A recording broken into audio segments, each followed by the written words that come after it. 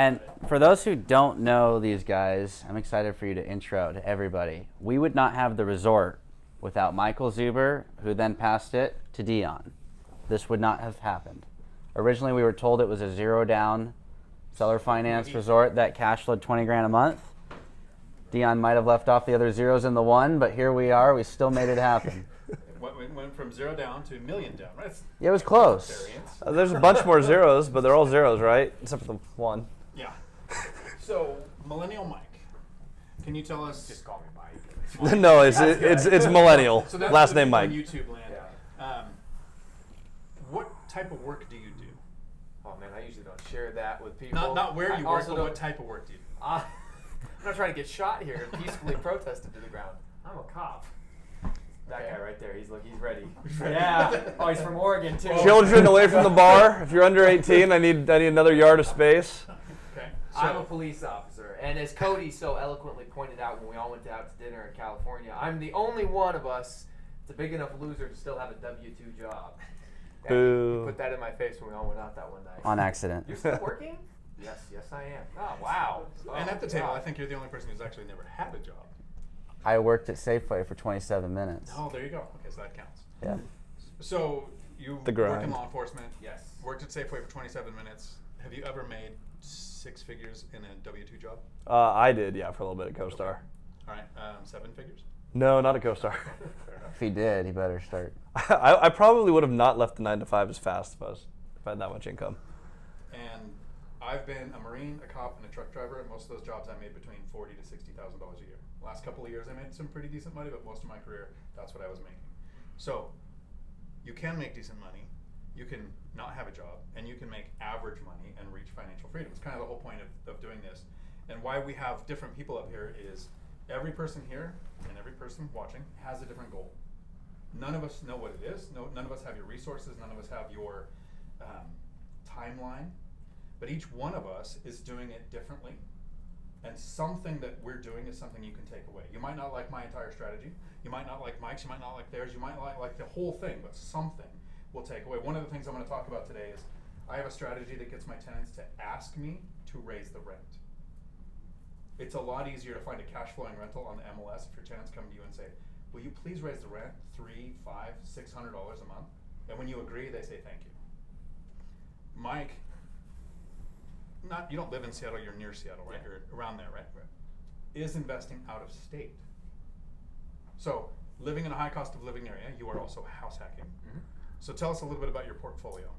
Yeah, so I decided to buy my first duplex to house hack. I assume most of you guys probably know what that is. You move into one side and then you rent out the other side, so that way your mortgage payment's a lot cheaper. It's what Dion does, what I do, it's what the Lumberjack Landlord does. If any of you guys watch these guys on YouTube, you should if you're not.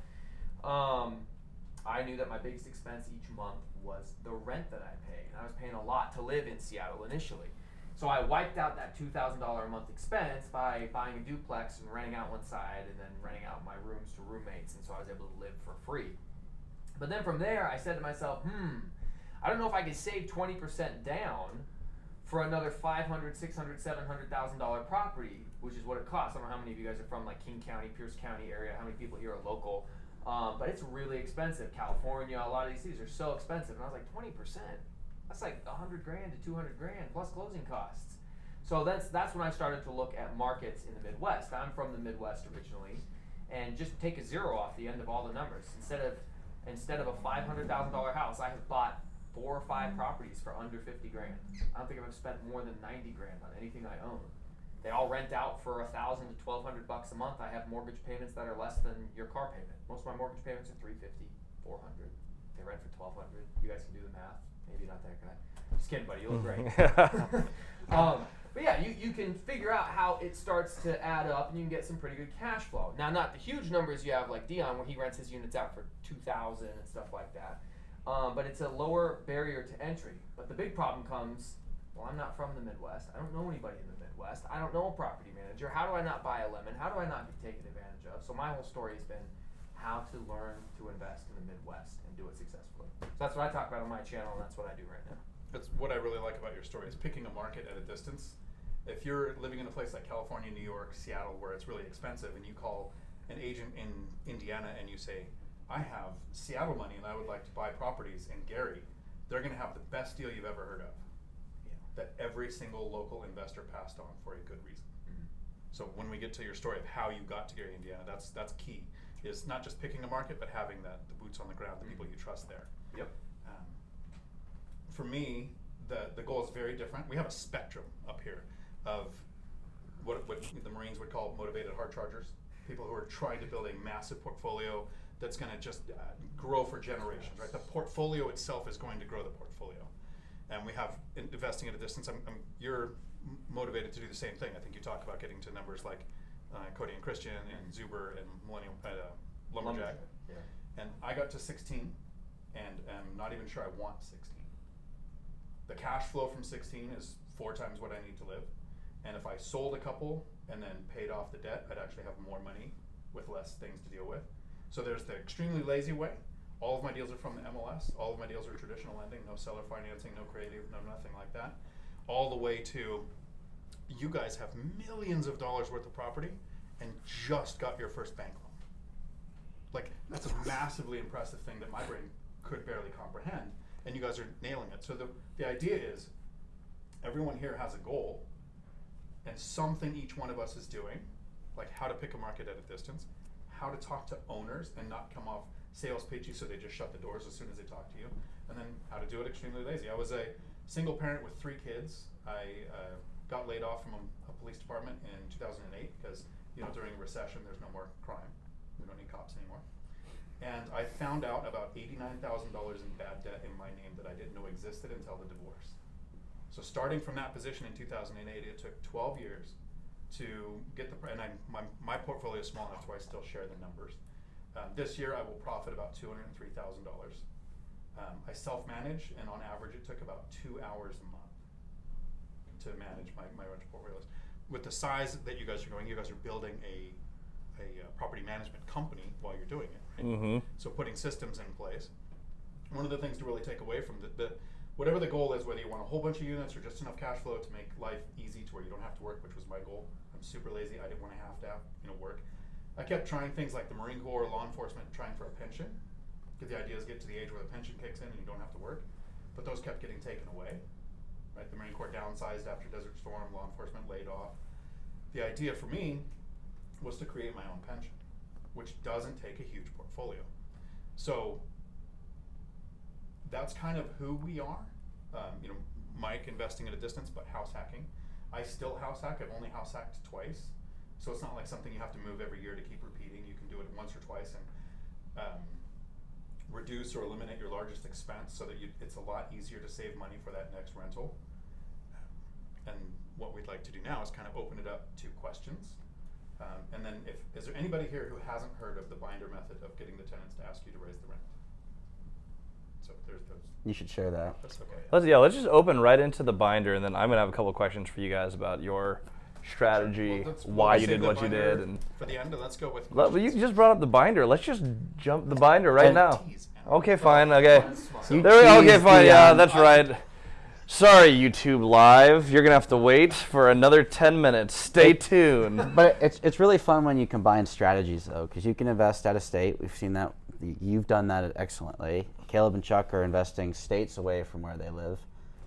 They're doing the seller finance route, so they're doing a mix of our strategies. If you then go do the binder strategy, you go build 100 rentals, and they all ask to raise the rent $300. I'm not super great at math, but that's an extra 30 grand a month. That works. Right, and then what happens when you invest in multifamily when your NOI increases by a $300 a month increase from your tenant's request? Well, yeah. I mean, you make $60,000 a door. Right, that doesn't suck. No, $6 million value add works. Okay, so since actually so many of you raised your hands with not knowing what the binder is, I'll do like the quick 5-minute version. There we go. So I buy properties on the MLS where tenants are usually paying below market rents. I mean, the reason it's for sale is the owners have made the number one mistake that every owner that used to own rentals made. I've spent the last 2 years asking a bunch of previous owners that I found them in the Choose FI Facebook groups because they're all stocks now because real estate sucked for them. They all made the same mistake. Every single one of them said, I didn't raise the rent. The asset wasn't producing the cash flow that they can get in another asset class because they didn't raise the rent. And if you buy a property and you go to the tenants, or if you own a property and you go to the tenants and you just say, I'm raising your rent $100. You're a jerk. Your tenants will call you names. You'll hit the Facebook, anti-landlord groups, and they'll say all kinds of things. But if you use this strategy, I think the smallest rent increase I've ever been asked for is $200. On average is $300 to $400. I think the largest was like $600. So I buy a property from the MLS, rents are below average. And the idea is I wouldn't want to use this strategy right away because your tenants might not be tenants you want to keep. Right? What if they don't pay? You didn't get to screen them. You don't know their credit score, their work history, if they pay on time, call you for trivial things, or you get noise complaints. So I wait a couple of months. And then I actually take, the reason we call it a binder, is I actually take a physical binder. And you can do this through email. I did it with the Thurston County Housing Authority through emails. They actually told me that the highest rent they would pay for my property was $1,800. I used the binder strategy and got $2,200. So even the Housing Authority made a $400 variance for me. So the idea is your tenants have no idea what rents are. They haven't looked at buying properties. They haven't looked at moving. They've usually been in there for years. That's why their rents are so low. So you're going to educate them. You're going to have a conversation. And you're not going to threaten them. You're literally just going to show them, here's what's happening. I purchased the property. The front of this, it's very simple. There's only three things in this. The front is a picture of the property, something that they're going to be able to find on the internet themselves from Redfin or Zillow, and it'll have the price that you paid, the current estimate for it. So you're showing transparency. You're showing, I'm going to show you things that you can look up. You can tell them, right? This is the website you would go to. So the property that the tenant's in, the previous owner probably bought for a fraction 10 or 20 years ago, and their rents made sense. I'm going to say, this is what the current estimate is, so my property taxes and my property insurance is going to be based on this number. So your rents don't make sense to me like it did the previous owner. And the tenants don't care about your expenses. But this is just to show that you are being transparent. The first page is going to be a map of the area from apartments.com or Zillow that shows the rentals with the little pinpoints on the map so that your tenants can see that you're getting this information from the same area. Each page after that is an actual copy of a rental in that area with the same number of bedrooms, bathrooms, garage, stuff like that, with what they are renting for, and then I highlight that it's the same number of bedrooms and bathrooms. Because this property, the tenants were paying $1,150 and $1,175 on a duplex. There's a house, it's a triplex, so the house was a different number. But the rents I found, and this was a couple of years ago, were $1,575, $1,600, a pretty big difference. Show the tenants the binder, showing them what this, and like I said, this can be done through emails or even through text, and just say, here's what you're paying, you know what your rent is. If you moved out, my rent would go to $1,575, $1,600, there's even one in here for $2,200, but you tell them, I don't want to kick you out of your house, but I don't want to lose money. And so the magic question is you actually give the binder to the tenant and ask, what do you think is fair? So if you're the tenant, you're paying $1,150 and $1,175, and somebody hands you this binder with stuff that you can verify right now online while you're having the conversation, and they know that if you move out, they're going to get $1,600, and they ask you what is fair, both of these tenants went to $1,460. So over a $300 increase, both sides, and one of them watches my content, they're happy because they don't have to move and get a $1,600 a month place. And this was a few years ago. This place is at $2,000 and $1,800 now, both sides. But the first time using the binder was a $300 increase. Happy tenants don't trash your property. Happy tenants don't move. You can use this on your property management. You can look at your rents, find average rents in the area, and send this to your property manager and say, hey, have you had a conversation with the tenants to find out why we're so far off of what is normal in the area? It doesn't have to be a face-to-face conversation. It just works best for me doing it that way. And so it's a really, really kindergarten simple. Educate the tenants on what rents are. I don't want to have the tenants move for a couple of reasons. One, I don't want to be a jerk and force them to move. Two, I'm super lazy. Started the conversation with that, right? I've never done a rehab. The most I've done is I've put in flooring and paint. So I've never done kitchen, I've never redone plumbing or all electrical or anything like that, because the tenants asked me to put the rent where it makes sense. So that's the binder strategy. I don't think I kept it to 5 minutes, sorry. No, I'm sure, I think it was like 4:59. Okay, perfect. No, you're good. Yeah, the one of my favorite things about the binder strategy is, one, they choose their own rent. So they're not going to be upset with rent because they're like, well, even if they are, they're like, they have no one to blame but themselves. which is nice. And that's something Cody and I did portfolio-wise, where we did not implement that early on.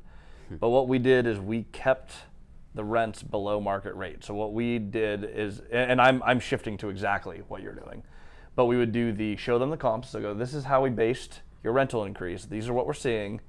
And we usually come down 10 or 15% from that. And the reason is when they do get upset and they go look for somewhere else to live, they find out, I can't live for less than this. When we bought a building, the 38plex, there were rents in there for $350 a month in Washington State. They hadn't been raised since Cody was born. No, before that, they weren't raised since 1991 when the person bought it. I was alive.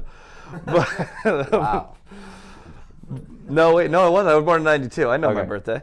But when you raise them, everyone's really upset. And we found out that when we raised them, like market rent for that area was like $1,100. We brought them to $600, and people flipped out for a second. They're like, "Oh my gosh, you're almost doubling our rents." Yeah, it's about half of market rent. We're doubling you to 50% of market rent. They looked for somewhere else. And they went, I guess we have it pretty good. We had someone that we took from 600 to 800 at my 12plex. I had just done a massive remodel. Took it from 2 brown turds of a building with a butterfly roof. If you don't know what that is, it's like a flat roof, but worse because it goes down in a valley. And in a place that snows a lot, that can cause the roof to collapse, which isn't really great for safety or health. So we did a massive remodel, 6-figure roof, and we raised the rent from $600 to $800. We've got places there going for over $1,000 right now. Someone said they were going to leave, and then 2 days later said, "Wait, cancel that. I'm not moving out." It's legit. People will look around and try and find somewhere better because they think they're smarter than the market, and realize that the economy has just changed. Things are more expensive.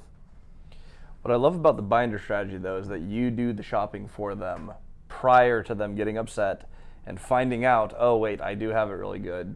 You put them in a position where they're able to look at it.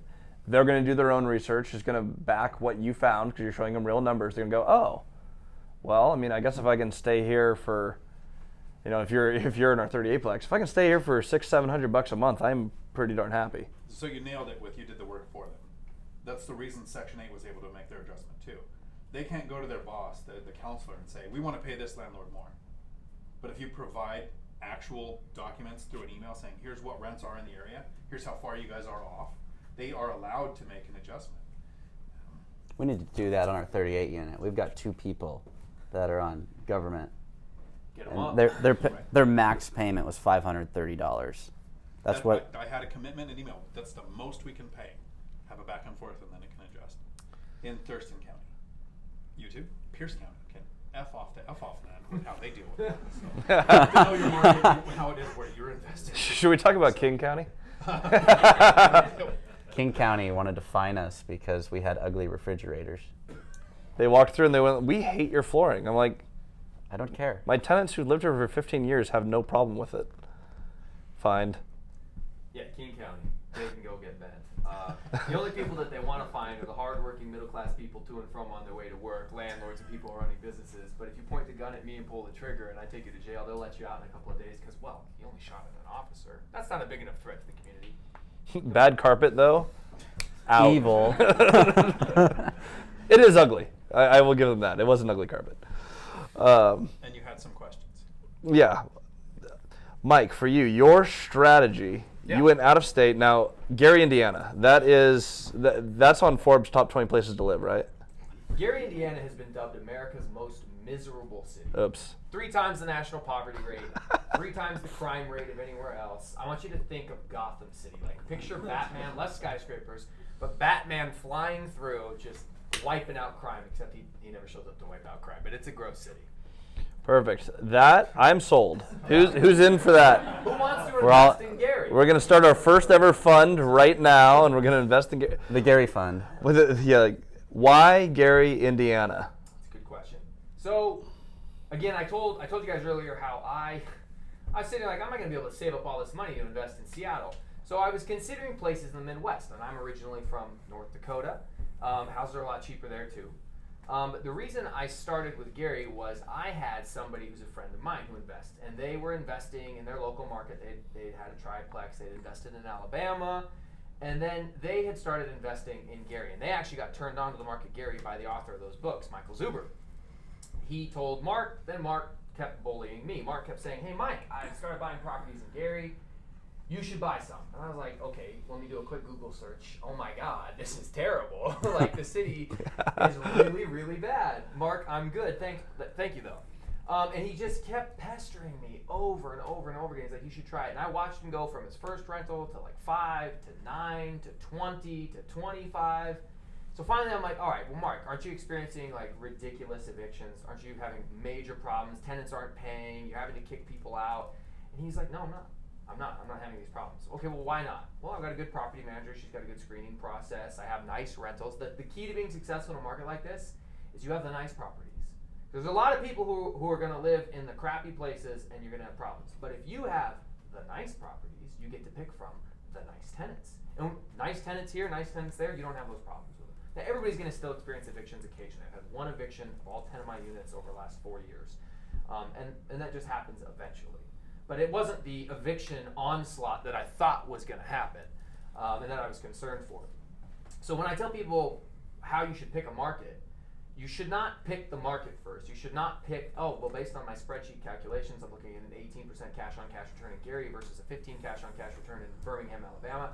What you need to pick is the team. Who do you know, and who do they know, and are they doing it successfully? In every market in the country, whether it's a good or bad market, there's people who are investing successfully and people who are not investing successfully. So all you need to do is find who's doing it right, become friends with them, and then copy and paste their strategies. I know that's what you guys did with, I think your guy's name was Gary.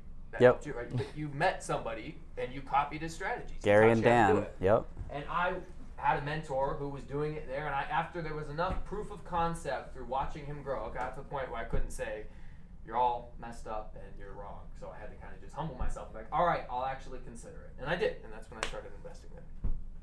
That's fantastic. And that's the big thing. The piece of that I really hold on to is it's competitive advantage. Like, your competitive advantage there is you can build a team. You had people in the market. You're like, okay, I can play this game. And the fact that you're an outsider who is able to come in and control a market that costs a lot less than where you currently live. Right. You get more market control. That's one of the things we actually learned from Gary was it's outsiders that control the market. And I've heard that from a few different people. I've heard that on Cardone first. And we've proven concept on that. Now in Grant County, 2 bedrooms rent for more than 3 bedrooms on CoStar data.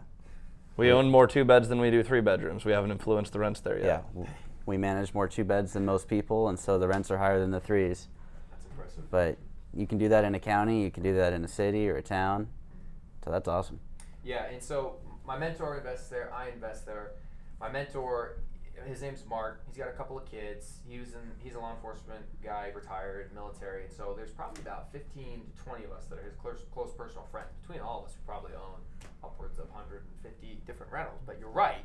When all of us are talking about how we are going to remodel all of our properties and we want to rent everything for the same price, well, you do have some control with where the rents are. We've been kind of having a pretty highbrow, intelligent conversation, but I want to ask the audience real quick, like, how many people here own a rental property or own any rental properties yet? Does anybody? I know Tony does back there. Okay, so it looks like probably more than 50%. So people here understand a lot of the concepts are going, and then the people who don't own anything yet but want to, just a few. Okay, good. So maybe it's half and half. Good. Want to know who we're talking to so we can kind of move the conversation towards the right people. But yeah. So control of the rents is very popular, or is very important. One thing that I was paying attention to, what you guys were saying earlier when you were talking about using the binder strategy and how you guys knew you could move your prices up, you have to know your market. The only way you know that you can take prices up another 500, 600, 700 is if you have an intimate knowledge of what things rent for in your area. Because you can't just use the binder strategy on somebody who's already paying top dollar. No matter how fancy that binder is, right? If they're already paying top of the line, you can't bring it up from there. So if you're going to do the strategy of I'm going to buy from the MLS an under-rented property, you need to know that it's actually under-rented so that you can actually increase those values, which will then force the appreciation on the asset. And part of the master strategy for Moses Lake, before I started working with Christian, I started buying rentals. I didn't adjust rents at all. And I learned this game. There's a game called Go, and if you haven't ever heard of Go, that's okay. You can look it up. But the thought is you get enough control before you close the gap. And so when I went out and started buying rentals, I wasn't changing the rents, because if I kept my rent super low, outsiders control the market. There weren't any other outsiders buying Moses Lake yet. Then we put it on Bigger Pockets, and a whole bunch of people flooded to the market. However, I just started buying everything up and keeping rents low, because all the insiders who are used to the low rents saw I wasn't going to change anything, so they thought, well, I got to keep my rents low. So I kept buying deals super discounted for what they should be, because I was buying off of the low rents. So then I bought up to about 100 rentals, and all at once raised all the rents 25%. I bought enough discounted properties because they're valued on the income. I bought in a small market that I could manipulate, kept all the rents super low until I was satisfied and thought, okay, there's no competition that could wipe me out, and raised rent all at once, and there was nowhere else to go. And it was still below market. I mean, we're still hundreds of dollars a month below market. However, that one push, I waited and bought enough discounted properties to where there was millions of upside on the back end. And that's part of the reason that we lean heavily towards the commercial multifamily 5 and up. Like, don't get me wrong, I love our duplexes, and Cody and I have quite a few of them now. Yeah. How many are we at now? 7? 8 or 9. We have some duplexes, so we still buy some smaller things. But I really like the commercial properties because when you raise rent, it just changes how it's value. Like, it's just worth more. When we started buying, granted we're a little bit below a 6 cap right now. We'll see if it softens up, we'll go back to a 6 cap market. But I'll let our math guy explain. When you have 100 units and you raise rent just $100, what does that actually do mathematically? In Grant County, you make $2 million. Because every $100 that you increase rent is $1,200 a year on a 6% return, which is what someone would expect in that market, as a $20,000 value add. So if you have 100 rentals, you make $2 million. And so we waited to get 100 rentals in the market, and then we raised rent a couple $100, and everybody paid it. And those who didn't, we raised it another couple $100 when they moved out. So we want to scale first before actually optimizing everything. Some people want to optimize along the way. That can actually cost you if you want to grow to over 100 rental units, because now everybody else is going to raise their pricing. Now all our property neighbors are charging $1,000 for little 1-beds when they were charging $500-$600, and that just costs us more if we want to go buy it. Here's the really cool thing that hopefully somebody in here's brain is breaking. As soon as you realize money's not real, it becomes a lot easier to get a lot of it. Here's the example. You guys had a young lady on your show a week or so ago, 24. Soli. Yep, Soli Cayetano. So you guys were asking her about a duplex that she purchased a couple months ago. And if I asked anybody in here right now, last month, if you bought milk, if anybody here have kids and you bought milk, and I said, was it closer to $5 a gallon or $10 a gallon? You would know. You would know the price of milk, because money, you work for it, you sell your life 1 hour at a time to get money to buy the milk. You guys were talking about Soli's duplex, and she said, I don't know, we bought it a couple of months ago and it was like 180 or 190,000. There's a $10,000 variance in the way she was looking at money, because it's not real for her. Because she's not selling her life 1 hour at a time to get an hourly wage so that the money's real. When it's still real, it's the only thing. As soon as you can get around the idea that it's not real, and properties, you can make a rent adjustment on your rentals and increase your net worth by a multiplier of that, then getting more money becomes very easy. How long did it take you to figure that out? I was 28 when I finally was like, oh, wait a second. I made it to 40 without ever having $1,000 in my bank. So it's not something that happens at a certain age. It's something that happens when you're exposed to the right people, the right network, the right books, the right YouTube channels. Cody, was there a point for you where you're like, money's not real, or you just grew up being like, No, years old. no, She got baptized and then immediately after. By the way. no. It happened when I was 21. There was a lot of realizations I had when I started playing this journey. I was mowing the lawn because I couldn't afford lawn care for my very first 12-plex, and it was 3 months after I bought it. And I looked at the building and I realized that they were actually my bricks. Like I had owned it for 3 months and I didn't realize, that those are my brick buildings. So it took a while to realize that it was actually real, that it had happened. And it wasn't until I had, I want to say 68 rentals or so, that money is just made up. Yeah, but the first 5 years, it doesn't feel that way. The first 5 years feel very slow for most people until you get the income snowball to kick in and you start having cash flow coming from different sources. and it's a hard thing to explain that it's worth getting to, because the first 5 years stop most people in their tracks. So to go to my very beginning, I didn't do what you guys did and found sellers and developed a relationship. I found out about $89,000 in bad debt, got laid off from a police department, and started working at a truck driving school, teaching people how to drive trucks for $17 an hour. So if you had 3 kids, you were making $17 an hour, and you found out about almost $100,000 in debt, how would you buy a rental? I had to figure out how to get around that. And for me, it was moving into an apartment, renting out the house, because a lender told me if I had rental income on my tax returns for 2 years, my debt to income ratio and my salary would mean almost nothing, because they'd be able to consider the rents of the properties I was buying if I was buying small multifamily. So you can be in a really bad position and find a way around it. You can be in a position with no job, no W-2, and find a way around it. Yeah. Was that first deal, was that VA or FHA? I've never used VA, and I've never used FHA. It was 5% down conventional on a duplex, but it took 2 years to get the rental income on my tax returns, and 2 years to save the $23,000 or so that I had in those 2 years. But that was work, overtime, playing World of Warcraft and selling things online, literally a side hustle for Tony, who works at Blizzard. So thank you, great game. It's provided me a rental portfolio. That's awesome. I've never heard that piece of your story.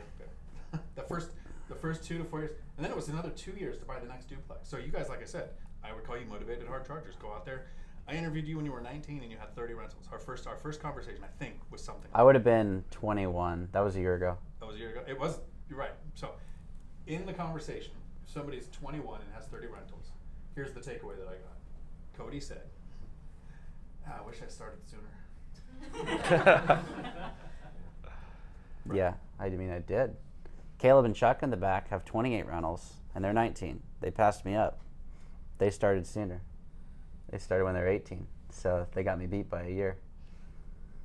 It's actually the reason why I'm doing the review of you guys' course, is because you have investors like this that don't need the course money. Like, their strategy is getting financial freedom, and that's what you'll want to learn. I've interacted with some other people. I've been invited to, hey, take my course, do a review, and I've told them my review is going to be terrible, so they don't let me take the course. That's not the case here. So what you're saying is we're going to get 1 star. No, your guys' info is great. I've learned from every conversation I've ever had with you, and so this is definitely not an age thing. If the video doesn't appear on Dion's channel in 3 months, you know what he thought of our course. Take the date. Yeah. Yeah. Andrew, you brought your kid here. Yes. If he starts investing right now, he's going to be way ahead of Cody. That's the plan, 14, 15. Is that everyone's why now, just to beat Cody? Jeez. It's a pretty good one. You got the most watches ever on Bigger Pockets with your 81 units by 21. That's a pretty good. It's a pretty good target. Appreciate it. Mike, what's your overall goal? Shifting back to you, so you're 10 units in. You're Gary, Indiana. What are you trying to build to? Where are you headed? Yeah, so I mean, I think probably the reason that most of us are getting interested in investing in real estate is we want to have a little more time freedom. If we can create a system that pays us passive, even though it's not truly passive. Dion makes it pretty passive. These guys, it's a lot less passive for them. They're working for theirs, but it's very impressive. But the idea is, right, you can get your time back. You can have a little bit more time. My kid, my little 6-year-old, just came walking through here and then out the door, for those of you who saw him. But like, I want to spend time with my kid. Single dad, full custody.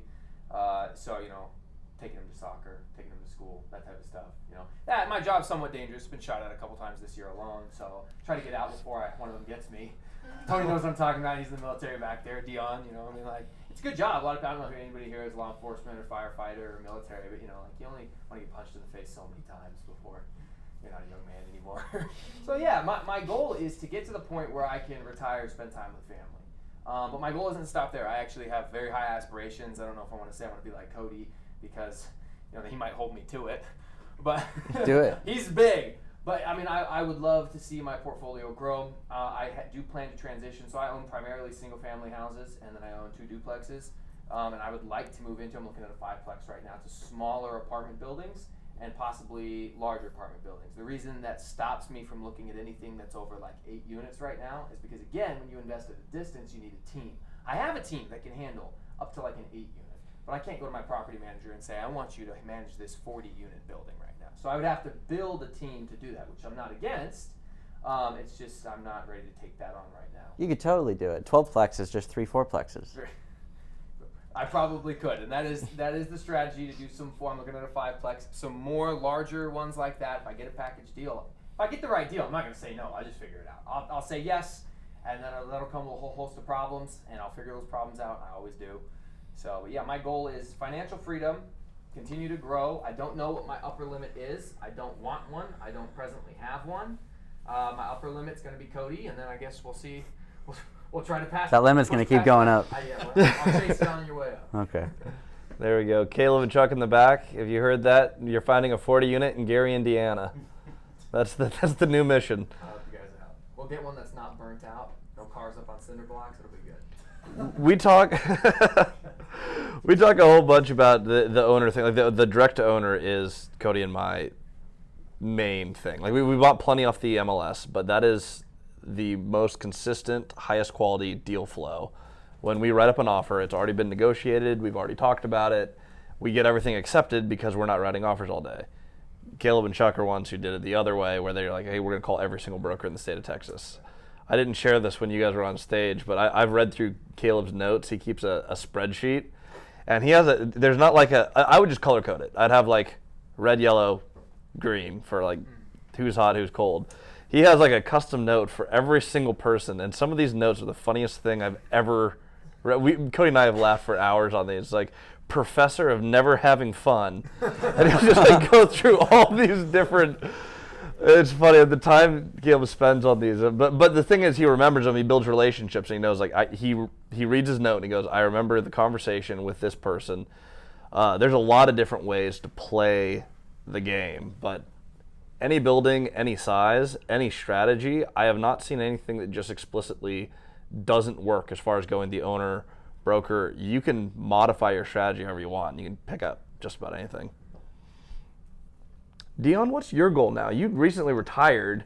You've talked about not wanting to buy anything, maybe wanting to buy something else. So what does Dion do now? I heard the First National Bank of Dion was open to loaning money. We were going to have a conversation with Zuber about that. I have a very selfish goal, and it's a goal I hope that somebody else in here gets eventually.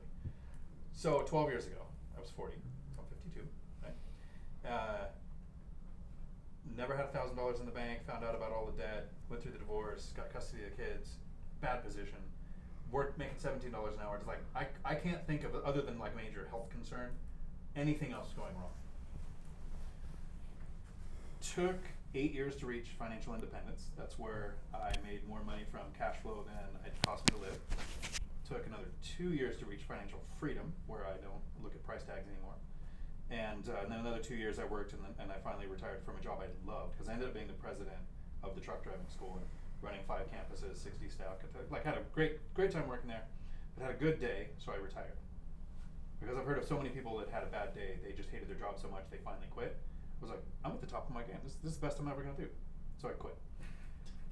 Imagine the emotional roller coaster of going from life sucks so much, you can't imagine anything worse other than health, to financial freedom, can do anything I want for the rest of my life, never have to get out of bed, never have to be in the country, can travel anywhere I want.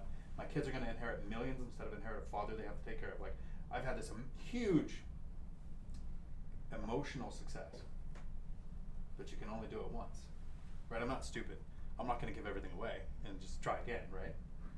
But every time I meet somebody that's never heard of the binder strategy, never thought of money's not real, so if you get some passive income, you're not working for it, and I can drag other people along to financial freedom, to where you can quit a dangerous job and you'll come home to your kid every day, I get to experience the emotion of that again. So my goal is to figure out how to get in front of people, share these strategies, and just experience that. I usually share my emails, I answer questions, I do live streams just like you guys do, and answer questions like this pretty much every week. And it's very selfish. I do it because of how I feel at the end of the conversation. That's my goal. Share the information. Well, that's awesome. You've pretty much made it there. You get to share quite a bit. Anyone who hasn't checked it out, by the way, it's Dion Talk Financial Freedom. For the longest time, I thought it was Dion Talks, so I apologize. I've been plugging you wrong for like a year. But Dion does talk. He talks. But fantastic YouTube channel. I just like how simple you break everything down. It had to be simple. So something I don't usually share in person. I will. In Desert Storm, I had some head trauma, so I have some memory issues, and not like a lot of people go, oh, I forgot the kid at soccer practice. I'm the guy that have kids. Right? So it has to be a simple, my entire business with 16 rentals is one checking account, one saving account, one credit card, long list of reasons why no LLC. Like, so simple that you don't have to have a memory for this to work. You don't have to be creative. You don't have to be, you don't have to hire a team to run it when it's that small. And so it's possible to do that. And then it's also possible to take some of my simple strategies, because the way I really like to do this, and I probably got this off a bigger pocket somewhere, was treat your tenants like you only have one, and treat your properties like you have 100. Even when you just start out, your very first close on your first rental, treat that property like you have 100, and your tenant like you only have one. Was that your bigger pockets? That wasn't me. No, I just like to treat your like you have 100 units. I was like, I can do that. I can wrap my head around that. You have systems in place to do that. I have systems in place to do that, even though I don't ever want to have 100 units. Yeah. Right. You said something though that I actually did want to ask Mike too. You said no LLCs ever. If anyone's ever looked at our structure, we are. Not ever. Long list of reasons, no for me. Yeah, no for you. You said, you being Cody, you've shared on the channel multiple times. We have an endless list of LLCs just side by side by side by side. Yeah, if you ever want to figure out how big somebody is, you go on the MLS and you put in their name, and then you'll see all the properties that pop up. And if they have companies, if you want to figure out how many companies they own, you put their name into opencorporates.com, and it'll give you a list. We're on to the second page now for that list. So we have a couple LLCs. Yeah. There are good reasons to have LLCs. Here are 3. Yep. If you have partners, you need an LLC, because the idea behind a limited liability company is to protect you from someone else's mistakes. 2, if you want to use hard money, almost all hard money lenders are going to require an LLC. And 3rd, some people use it for anonymity, but Cody just dispelled that with, here's a quick Google search that any attorney that's passed the bar and mid-training is going to be able to find out who owns the LLC. So there are times where it makes sense to have an LLC. But if you're a brand new investor and you don't have that first rental yet, don't get stopped in your tracks by doing something like creating an LLC, because 1, how do you name it? 2, how do you pay yourself? 3, how do you keep your funds separate? Because in the counties that I invest, they don't pierce the veil. They use the 1996 IRS, an example, memory kicked in, the precedents that all sole member LLCs are disregarded entities. They don't exist in the eyes of the court. So there's no benefit unless you have partners or you want to use hard money. Like, there are times it makes sense. But if you don't do those things, you don't need to convolute things by having an LLC. There's 3 forms of asset protection that you can use that don't have anything to do with having an LLC. But that's my opinion. So not the opinion of Cody and Christian Multifamily Strategies. That's the Dion talk. Though I absolutely love the idea of not having LLCs. Like, we have to have them for a few reasons, and you mentioned them right off the bat. 1, we have partners. You have partners, you automatically, limited liability company, guess what that does? Limits your liability. That's the whole point.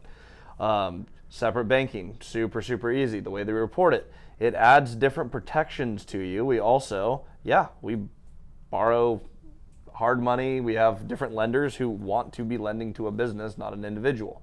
So right there, that's where you have an LLC, where I think a lot of people do get stuck. For those who haven't bought a property yet, my first duplex, I was told by my dumb mentor, you need to put it in an LLC. So I did that because I was like, oh, this is what you do. They spelled it wrong.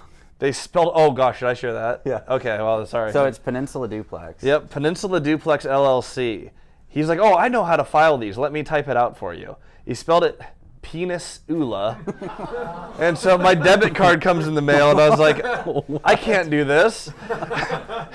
So I did save that debit card, but I paid the $50 to rename it. Then when I go to refinance, because it's a duplex, and I own it personally, it's a disregarded entity, the bank goes, well, we can't do a conventional refinance to a single person LLC. You need to move it into your own name. So then I had to pay the excise tax to move it out of my LLC and into my own name. Then I refinanced it. And then the mentor came back and said, well, you know what you should do now? Now that it's back in your own name, you should do a simple name change and move it back into an LLC. I'm like, this is way too many steps. If you're trying to buy something, it's yourself. Don't get an LLC. There's almost no reason. Like you mentioned, there's insurance products. There's all sorts of stuff you can do to protect yourself. If you don't have partners and it's not required, never do an LLC. Here's a quick poll. Who in here would get an LLC for the tax benefits? Let's say room full of smart people. Yeah, right. Not one person raised their hand because there are none. Smart or shy people? Or shy. Well, I'll go with smart. Okay. They're here. Compliment the audience. Well, smart, right? No, they chose to be here. So yeah, there's absolutely no. The IRS, like I said, they're disregarded. There are no tax benefits to having an LLC. You get every single write-off with real estate. Last year I had 128,000 in profit. This year 203. And you know how much I've ever paid in rental income tax? Not a penny. My tenants pay a ton of property taxes, but I've never paid rental. Super nice. Nice people. Yeah, great people. I will share though that having scaled, if I did it all into one bank account, I wouldn't necessarily, without tracking all the numbers every month, know which properties are performing at the highest level, because I can see which accounts are failing pretty quick, and so I do enjoy having everything separate. So that's one caveat to that. It's kind of nice to have everything stand on its own legs, as Michael Zuber would. With economy of scale of having hundreds of units versus. Yeah, like Michael a little Zuber over is even 1,000. bigger than us. We got to get him here in January. Yeah, let's keep But- working on it. Yeah, but he does a lot. Does he do LLCs? Lumberjack doesn't. He did a trust. And he did LLC for healthcare for his family. Zuber might. Hey, when you had your part of the speech, you Oh, he had to go walked to all the way, opposite yeah. sides because Okay. that was not a Zuber sanctioned statement. I'm pretty sure he I have does. to clarify that it's in my opinion, not someone else's He opinion. came and put me in between you two. I was like, I want to be here. Michael Zuber, we're gonna get him for the January event. He has more rental units than all of us combined. Yeah. He's a big fish, and he doesn't syndicate. He doesn't do partners, right? See, he does. He just did his first that I heard of partnership with somebody where he was the Wow. money, they were the work. Okay. He did do, and if you actually read through his book, his first book, he talks about his 60, 6 and 20 rule. He would partner with people that only take their money and he would invest it into rentals. But yeah, he doesn't actually own a property. He cashes them out on the back end when it's done, when he's remodeled it. But he has partnered with people before. Cool. How are you set up, Mike? I've never actually asked you this. Is it just you? No LLCs, not for me. Again, just like Dion mentioned, there's not really a huge need for them. They don't add any tax benefit. I interviewed my CPA, my tax guy on my channel. We did 3 different interviews, and he said explicitly, dude, it's a disregarded entity. There's not a single benefit you get. The only argument that could be made is that it's possible from a anonymity standpoint, he said, but you guys kind of broke the hole on that one. Sorry. Well, I don't have them. I don't feel bad. But yeah, so to me, one of my mentors, the same guy who got me interested in Gary, cop, paranoid, wants to be anonymous, all that type of stuff. No big deal. He has LLCs, and he's always bothering me about it. Hey man, you need to get him. You need to get him. But at the end of the day, like you're paying a lot of money to have that LLC. When he set his up, it cost him he set up like Tenant one time, and he opened the Children's Series LLC all under a trust within a shell company, very complex. And it was very cool the way he explained it to me, but I'm like, this at the end of the day is 10 grand to put all your properties in here, and for what purpose? There really didn't seem to be one. So I'm not saying never. If I partnered with somebody, absolutely. And Lumberjack and I were maybe looking at doing something together, and then we could open up an LLC together. But that's a spoiler for down the road. So, but Well, that'll be for exciting. me, I don't need one for my own personal properties. There's no reason. Awesome. Well, does anybody have any questions for these two? I have a question for you. You were talking about Indiana earlier, where there's opportunities for like someone living in Seattle, where it's a perfect deal for you, but then there's people there that aren't biting on any of those deals. What are those people biting on then?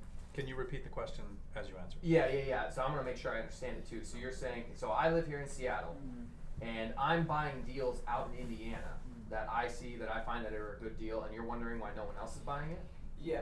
Okay, well, so Are there other people going towards that area to invest? there are, yeah. There's people from all over the country who invest in Indiana. Like, it's one of the most popular searched markets because it's so cheap. So people have the same problem I do. Seattle's expensive. California's expensive. New York, Miami, Chicago, it's expensive everywhere. So where can I invest that I can actually, right? So people start Googling cheap real estate. Birmingham, Alabama, Tulsa, Oklahoma, lots of places. Indiana's really popular one. Indianapolis, Northwest Indiana. So how do I find a good deal and then I get it before someone else does? So a few of the deals I bought were right off the MLS. Anybody could have looked at them. And I got them. I was able to get them negotiated down. Last one I bought off the MLS was end of 2021. I was able to get them to come down from $72,000 to like $68,000 on the price. And the way that I find the deal is I have a very good knowledge of it. So Michael Zuber, again, the author of these books, he talks about looking at your market every day. And literally every day. Because sometimes, especially here, for those of you who've ever looked here, the last couple of years here, if somebody puts something on the market, it might be off in 4 hours. You know, it literally, like, it was bid up 100 grand in 4 hours and see you later. So if you look every day, you're going to start to figure out what things should cost. Oh, 3-bed, 1-baths range between $50,000 to $90,000, and they also rent for between $900 to $1,200. That's the market that I play in, that 3-bed, 1-bath. And then you'll figure out what 2 beds cost, and what 4 beds cost, and what duplexes cost. And so what happens is, as you look every single day, and you see deal after deal after deal, and you run the numbers on it, what's it going to cash flow, and what's the yield going to be at the end of the year, you start to figure out what an average deal looks like. And then once you know average, you know what bad looks like, and you know what really good looks like. So what happens is, as you're looking at the market every day, all of a sudden you see, oh, a 3-bed, 1-bath popped up, but it's a little less than it should be, and it's in this neighborhood, which I know will rent for $1,200. This is a good deal, but the only way I can make that split-second decision is because I spent 4, 5, 6 months in a row looking every single day. And you'll know when you find a good deal, because it's going to jump off the page at you, and the only thing you're going to think about is, oh my God, I got to make this call real quick because it's going to be gone. And so you make the offer. I think the one that I just told you about that I bought in the end of last year was only on the market for like 6 days. Now, I offered full price, but then during the inspection, got them to come down a little bit. And that's how I found that deal was open to anyone. Now, there are other ways that I've sourced deals. I've done wholesale. I've done seller financing, a couple of different seller finance properties. That comes through networking. The wholesaling comes through networking. But ultimately, your knowledge, to quote Ty Lopez, your knowledge about the market is what will give you the confidence to put an offer in. And also, you'll know when people are charging too much. You'll also know when they're not charging enough. And that can be a red flag. Sometimes they don't know what their asset's valued at. Or sometimes they're selling it at a discount because there's a problem with it. But really, it does come down to doing the work, as Michael Zuber says, and looking at your market every day. And you'll start to learn and discover things. And you should become an expert in whatever market you want to invest in. Like, I'm sure you guys know Moses Lake better than any other investor in the entire city, probably county. Fact. Right. Yeah, and you know Thurston County duplex through fourplexes extremely well. And I know Gary, Indiana, 3-bed, 1-bath houses better than anybody else. And I'm learning the 4, 5, 6-plex market right now, trying to find the good deals so that I can take advantage of it. If I can follow up with 2 quick things. First, that was the first question, so you get to choose. Which book do you want? Oh, dude. Hard choice? Real Estate Millionaires. Okay. Thank you. Thank you. Congrats, dude. And the other thing to follow up with is, here's the thing that the other investor's missing that wants to buy in Gary, Indiana. The mentor that gave him the connection to the area. Most people right now, if you want to do a buy in Gary, Indiana, do you know somebody who lives there, who invests there, who used to live there? So that's the trick to picking a market, is you need that trusted boots on the ground. It's either you live there or used to live there, so you know the neighborhoods, because you've said this in a couple of videos. Gary, Indiana is very street by street. You might get a 10 to 20% return here, and 2 blocks over, you're going to get a 5, right? Just because, and even doesn't matter what the numbers are. It's that neighborhood is so different. So, do you have somebody who lives there that you trust, that you think is that you trust them so much they're probably going to come to your funeral, or another investor who invests there so you can use their network, like Mike did?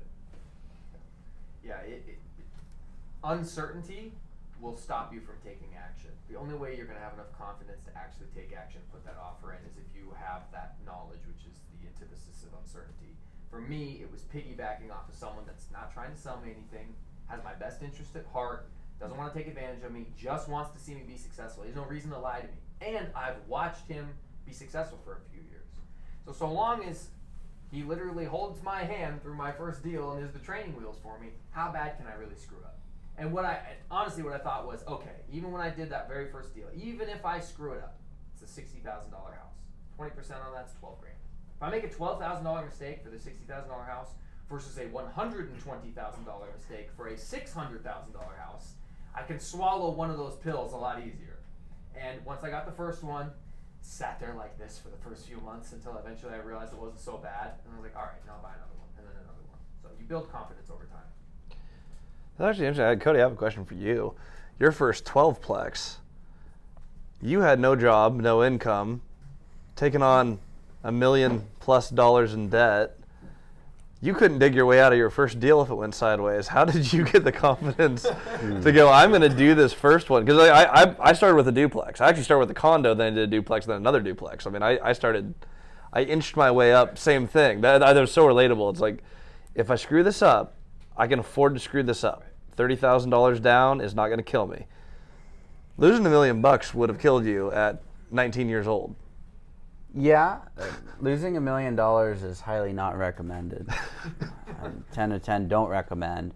However, I structure this, and I've learned this. Like, I didn't know how to communicate it 3 years ago when I got started.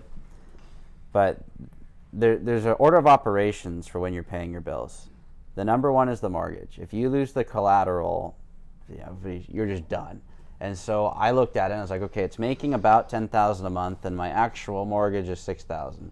I could get delinquent on the taxes. I could get delinquent on utilities. They won't shut it down. They didn't even shut anything down during COVID, which was nice because my old mentor ended up stealing a lot of money from that. But you have to pay your mortgage regardless. And so while I had a $1,250 hard money payment because I borrowed the down payment plus some for closing costs and a little bit of reserves, I looked at it as, if I can just make my $6,000 payment every single month, I'm going to pay down the mortgage a little bit. The asset value will go up a little bit more, and I just have to make that nut. I can catch up on utilities later if a couple tenants don't pay. I can catch up. Like, I just got to pay those mortgages. I can catch up on taxes. I can catch up on insurance because they'll go like 60 to 90 days without a payment if I screwed up. Never missed a payment. But I just looked at it as, if all this goes wrong, I can keep paying the mortgage. I can sign a deed in lieu to the person who funded the down payment, give them ownership of the LLC, and walk away with some learning lessons. And if it all went wrong and I lost it all, then I'd be in debt $125,000 to the one investor. They'd come after me. It was non-recourse, but I would find a way to pay it back someday. That would have been a long time for 19-year-old Cody. And then I would have been in a similar position to you with $89,000 of bad debt because I wasn't even making $17 an hour. However, worst case scenario, I just have to figure out how to pay off the $125,000. Seller would take the property back. In worst practical case, I sign over the property to the person who lent me the down payment, and I walk away. So I figured it'd just be further than I was, and if it went well, the upside is big enough to where it was worth taking that risk. And then it took one extension. I didn't pay it off in 12 months. Turns out I didn't know how to make $125,000 at 19 years old. So I extended it till I paid it off at age 21.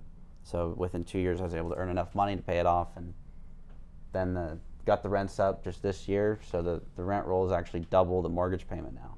So it gets easier over time. Which is a good reminder. When you take on debt, I think a lot of people forget, especially when you're clicking on a video that we launched. It's like zero down real estate.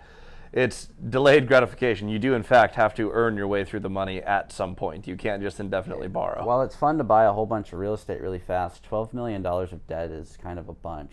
So you do have to build a model to where you can pay that thing off. For us, Dave Ramsey just posted a video of when's enough enough. Anybody here wish they had $12 million in debt? How much are you at? 1.8 million. Rookie number. No, just kidding. We got to pump those numbers up. But it is a burden if you let it be a burden. And so you do have to build a model where you start with profitability, and a lot of people don't do that. Like we bought the white triplex over there. We're going to give a property tour at 5 o'clock tonight after a creative finance session.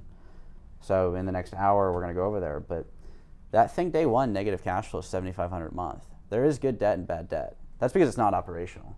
But we're going to get that up and running, and that'll start to produce income. But it's really easy to buy real estate. It's very difficult to hold it forever. That's why so many people, they build their model around selling. A bunch of people build to sell, or they'll syndicate to sell to get their fees. But if you can figure out how to hold said real estate, regardless of whether it does well or not, like, that's where you really start to win. That's where, like, you're in a great position. You have a very low leverage point for the assets you control. Yeah, time's the element that's missing in most people's equation. And you have a huge cash flow for the amount of real estate you've got. I mean, your cash flow is greater than, with 16 units, it's greater than 50 of mine, I think. But it's scaled a lot slower. Yes. Right. So time in the It's your market. trade-off. Yeah. You can Time either helps. recycle cash flow or recycle capital. You're recycling capital, Yep. which grows the portfolio faster. Recycle cash flow grows stability and cash flow faster, but not the asset size of the portfolio. Yeah. Does anyone else have any other questions for these two before we wrap up? Question on the binder strategy. Do you request to increase rent at renewal or only when you buy the property? That's a great follow-up question. So generally, when Yes. so normally I buy the property and I wait 2 months There you are. to use the strategy. So the question was, do you do the binder at renewal? And here was how it worked. The track record was I would buy the property and 2 months later I would use the binder strategy, getting the rents to where I would like them. And so far, 100% of the time, I have not had a tenant say, I'm leaving or I don't want to raise the rent. Right? So far, and 200 was the smallest increase. And then every other year, I would do a 5% increase. I would tell the tenants, there's no rent increase this year because we had that talk last year. Next year, there will be an increase. I don't say what amount, but next year I'll do a 5% increase. Most years, 2013 to 2020, that worked just fine. 2020, we had all of the craziness that happened. Things you can't say because your channel gets demonetized, so COVID. Rents went up 30 to 40%. So at the end of 2021 and beginning of 2022, across the board, all 16 tenants, I used even the roommates that I had because I rent out a room in the unit I live in, so I'm that cheap. I did the binder strategy again across the board. And then next year probably won't do an increase, and then we'll do a 5% depending. But you have to watch rents, because if you're watching this in YouTube land, a tenant can use this strategy against the owner. If you are in an area and your rent is significantly higher than area average, you should be having this conversation with your landlord. But in most cases, we're finding properties where rents are significantly lower, so the binder strategy is almost always in our favor. So that was the idea, was once when you buy it, and then only if there's a significant change like what happened in the last 2 years. So are these properties that you bought on a month-to-month lease then? Because you're talking about raising them in 2 months, and so. So this is a smart room. That's exactly the follow-up question. That's exactly how it works. So if it's month to month, at 2 months you have the conversation. If they have an existing lease, I do it about 60 days before the end of the lease, because you are bound by the current existing lease. You can't make a rent change while that lease is in place. And in Washington, you have to give 60 days notice to do a rent increase. So for my tenants who watch my content, during the conversation, we have the conversation, the tenant asks for the rent increase and we agree. So in their mind, they're thinking next month, the rent will increase. Then I say, so how this works is next month stays the same, the month after that stays the same, and on the third month we're gonna have the increase, giving them about 90 days. I don't tell the tenants, it's so we can satisfy the legal obligation that you get your 60-day notice. They have mentally adjusted next month's rent, and then you gave them 3 months to get ready for it. The conversation goes so much better, keeping the tenants happy. So when it's month to month, it's 2 months later. When it's an existing lease, like if they have 10 months left, at the 8-month point, I have the conversation so that we can make the adjustment when we legally can. So is there, in the counties that you buy, is there not a rent increase cap? Or like for Washington as a whole, is there not a cap? There is a RCW, a revised code of Washington, that says it is illegal to have rent control in Washington. But Seattle's people who run Seattle are creative. They created their own version, where if you're doing more than a 10% increase, you have to give 6 months notice, and if the tenant isn't happy, you have to pay, 2 months rent to move it might be 3 months rent. Moving So costs. don't quote me. To move the tenant to where they're going. So we were having a conversation before where I said I wouldn't own stocks and I would sell them and buy real estate. I wouldn't own property in King County. If somebody gave it to me, I would sell it and buy another asset.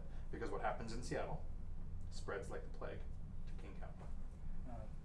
Yeah, because like I think Oregon's going up, like it's 14.6 starting on January 1st, 2023 for the cap. So How many rentals do you have? I don't have any. Perfect, great, because I have a friend who invests in Bend, Oregon. We actually did a video together. And there is no rent control under a certain number of units, or if you're house hacking. So learn your counties, your states, your specific rules to your location to know that yes, if rent control is a problem, it kicks in when you start going into a different asset class or when you have enough assets for it to impact you. But in places like California, not single family, not under a certain unit, not if you're owner occupying a house hack, like there's all kinds of ways to work with the system. So when you hear rent control, most of our brains just say, nope.